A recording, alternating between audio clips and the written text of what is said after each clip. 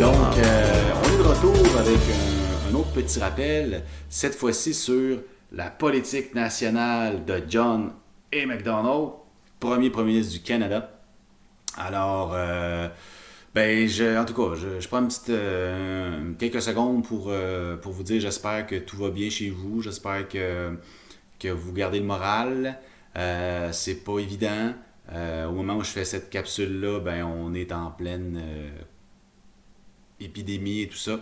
Donc, peut-être que dans une couple de mois, on va revoir cette capsule-là, puis on va dire, finalement, c'était pas si pire. Mais là, on est dedans, puis c'est toujours pas facile. Fait que je suis avec vous, les amis. Puis j'essaie donc c'est ça, de vous trouver quelque chose à faire. Hein? Et quoi de mieux quand on ne sait pas quoi faire que de faire un peu d'histoire. Donc voilà. Alors, on est toujours à la même période, parce que je dis à la même période parce que dans la capsule précédente, je vous expliquais un peu le développement du Canada. Donc, en gros, on est en 1870. Et on pourrait faire des liens, là, mais l'économie ne va pas bien. On est en crise économique au Canada. On est concurrencé fortement par les produits américains. Et c'est pourquoi que le John A. Macdonald en question, le premier ministre du Canada, va développer une solution pour aider l'économie canadienne. Et on va faire donc un retour au protectionnisme avec la fameuse politique nationale et ses trois volets qu'on va revoir dans quelques instants. Alors je sais que vous êtes impatients, donc on y va tout de suite. On va aller voir les petites notes pour faire le petit rappel. À tout de suite. Alors salut, on est de retour pour parler de la politique nationale. Vous avez une belle petite caricature de l'époque de la politique nationale. Et en analysant cette petite caricature, on comprend mieux c'est quoi la politique nationale. Alors vous avez John A. Macdonald qui est là, debout, fier comme un paon. Et donc lui, il regarde la politique nationale à l'œuvre. Et qui est en train de manger les profits, de profiter de la politique nationale, c'est les ouvriers canadiens, Canadian Mechanic ou enfin quelque chose comme ça, et les Canadian Farmers, donc les agriculteurs. Dans le fond, grâce à la politique nationale, qui va profiter des bénéfices, c'est les Canadiens, tandis que les Américains, qui sont l'autre côté du mur, ne peuvent pas en profiter et même ils pleurent les pauvres petits. Et dans le fond, le mur, ça symbolise des mesures qui, protectionnistes qui les empêchent de venir profiter justement de ce beau gâteau. Ici, on va la passer, mais rapidement, mais on voit encore un petit peu la même chose. Donc, c'est une espèce de petite publicité en faveur de la politique nationale et qui montre à quel point nous, les Canadiens, allions devenir riches grâce à celle-ci. Et c'est vraiment ce schéma-là qu'il faut garder en tête. Donc, en gros, on a les trois volets de cette politique nationale-là. On va augmenter les tarifs de douane. Avec cet argent-là, on va être capable de développer le train.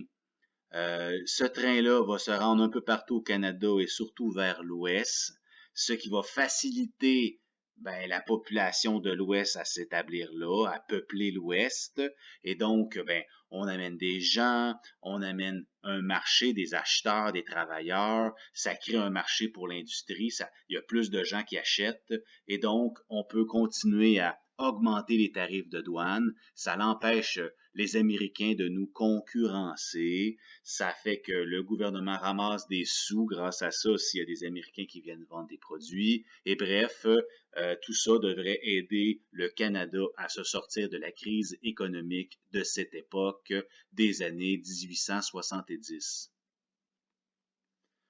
Un autre petit rappel de cette époque, il y avait eu un peu avant la politique nationale, il y avait eu un scandale. On a appelé ça le scandale du Pacifique. En fait, c'était Johnny Macdonald qui, disons, avait pris de l'argent en échange de promesses pour donner des contrats pour construire le fameux train qui allait développer l'Ouest canadien. Et bref, il s'était fait prendre et avait dû démissionner parce qu'il avait accepté de l'argent pour financer sa campagne électorale et probablement bien des choses à lui.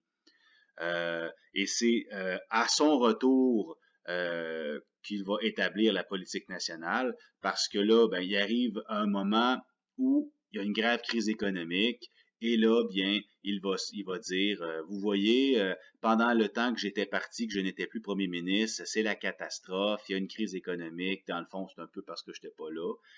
Et là, je suis de retour et j'ai la solution, j'ai la politique nationale.